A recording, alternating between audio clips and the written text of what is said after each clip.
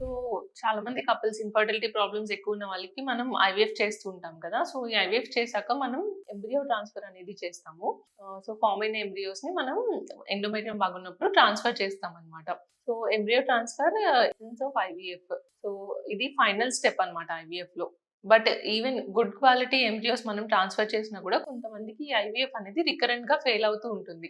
Even 2 times, 3 times చేశాక గూడా baby embryo అనేది అతకట్లేదు, ఇంప్లాంట్ అవ్వట్లేదు అని చాలా మంది ఫీల్ అవుతూ ఉంటారు కదా! సో, దీని గురించి మాట్లాడుకుందాం. దీనికి ఎలాంటి రీజన్స్ ఉంటాయి? దీనికి మనం ఏమైనా ట్రీట్మెంట్ చేయడం ద్వారా ఔట్‌కమ్ అనేది ఇంప్రూవ్ చేయొచ్చా అనేది చూద్దాము.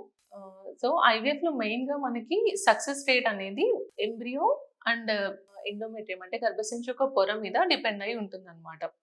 సో, ఫస్ట్ గర్భసంచి రిలేటెడ్ ఫ్యాక్టర్స్ గురించి మాట్లాడదాము. సో, ఈ గర్భసంచి యొక్క పొర అనేది మనకి ఆప్టిమమ్ థిక్‌నెస్ అంటే మోర్ దాన్ 7-9 మధ్యలో ఉన్నప్పుడు మనకి ఇంప్లాంటేషన్‌కి ఆప్టిమల్ ఛాన్సెస్ అనేవి ఉంటాయన్నమాట. సో, కొంతమందికేంటంటే గర్భసంచి పొర థిన్‌గా వస్తూ ఉంటుంది. దీన్ని థిన్ ఎండోమెట్రియం అని అంటాము. సో, ఇట్లా థిన్‌గా ఉండే వాళ్ళకి ఏంటంటే ఇంప్లాంటేషన్ ఛాన్సెస్ అనేవి తక్కువుంటాయి. సో, ఇట్లా ఎందుకు థిన్‌గా ఉంటది అనంటే దానికి చాలా రీజన్స్ ఉండొచ్చు. ఎయిదర్ ఇన్ఫెక్షన్ గానీ గర్భసంచి లోపల ఏదైనా క్రానిక్ ఎండోమెట్రైటిస్ అంటాము. సో, ఇలాంటి ఇన్ఫెక్షన్స్ కానీ ఇండియాలో మోస్ట్ కామన్ ట్యూబర్క్యులోసిస్. ఈ ట్యూబర్క్యులోసిస్ అనేది కానీ ఉన్నా గూడా అది గర్భసంచి యొక్క లైనింగ్ పొర పెరగకుండా దాన్ని ఎఫెక్ట్ చేస్తదనమాట.